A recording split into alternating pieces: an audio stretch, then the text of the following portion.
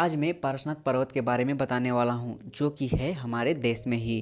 भारत का एक राज्य झारखंड है, जो झारखंड का एक प्रमंडल उत्तरी छोटा नागपुर है, जिसमें एक जिला गिरिडीह है, जहाँ स्थित पारसनाथ पर्वत है। यह पारसनाथ पर्वत जैन धर्मों के सबसे बड़े तीर्थ स्थलों में से एक माना जाता है। यह पर्वत झारखंड का ऊंची चोटी ही नहीं, बल्कि हिमालय के दक्षिणी हिस्से का सबसे ऊंचा पर्वत भी है, इसलिए इसे झारखंड का हिमालय भी कहा जाता है। यह पारसनाथ पर्वत सभी लोगों के दिमाग में बहुत सारे प्रश्न भी खड़े करते हैं।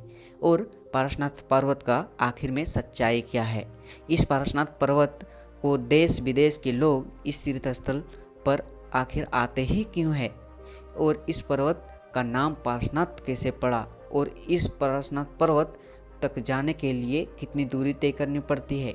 और पारसनाथ पर्वत को पैदल यात्रा करने के लिए कितनी दूरी तय करनी पड़ती है? और दूसरा, क्या साधन है इस पारसनाथ पर्वत को चढ़ाई करने के लिए?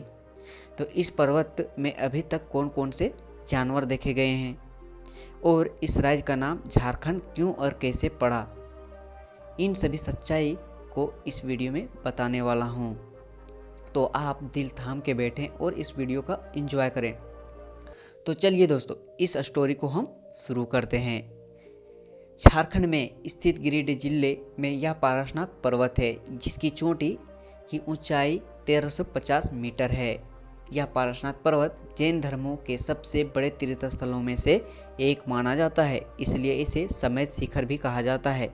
जैन धर्म के 24 में से 20 तीर्थंकरों ने यहाँ पर मोक्ष की प्राप्ति की थी, और इसी पर्वत पर 23वें तीर्थंकर भगवान पारसनाथ ने भी कठोर तप और तपस्या करके और ध्यान द्वारा मोक्ष की प्राप्ति की थी। और इसी कारण भगवान पारसनाथ की टोंक इस शिखर के शीर्ष पर स्थित है। और इसी तरह 23वें तीर्थंकर भगवान पारसनाथ के नाम से इस पर्वत का नाम पारसनाथ पर्वत रख दिया गया।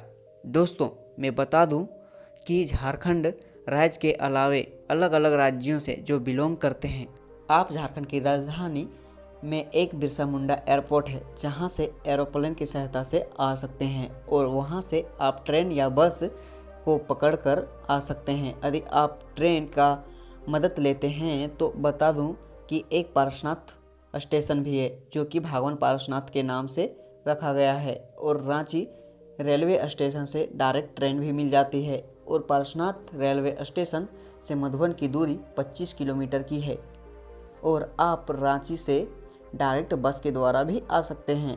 इस पारसनाथ पर्वत को चढ़ने के लिए उसके तल से यानी मधुबन से चढ़ाई शुरू होती है।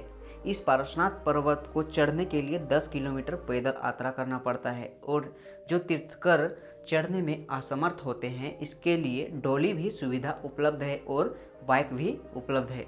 दोस्तों, इस पारसनाथ पर्वत की पवित्रता आप यहाँ से जंगली जानवरों से भी पता लगा सकते हैं। इस पर्वत में बंदर, हाथी, बाघ तथा शेर तक होने की संभावना बताई गई है, लेकिन इसके बावजूद भी आज तक किसी भी जानवरों को हिंसात्मक रूप से देखा नहीं गया है। जैन धर्म की मान्यताएं। दोस्तों, आपको मैं बता दूं कि जैन धर्म के मान्यता के अनुसार इस धर्म के लोग जमीन के अंदर के नीचे उगने वाले सब्जियों को नहीं खाते हैं। ये केवल उन्हीं सब्जियों का सेवन करते हैं जो जमीन के ऊपर उगती है।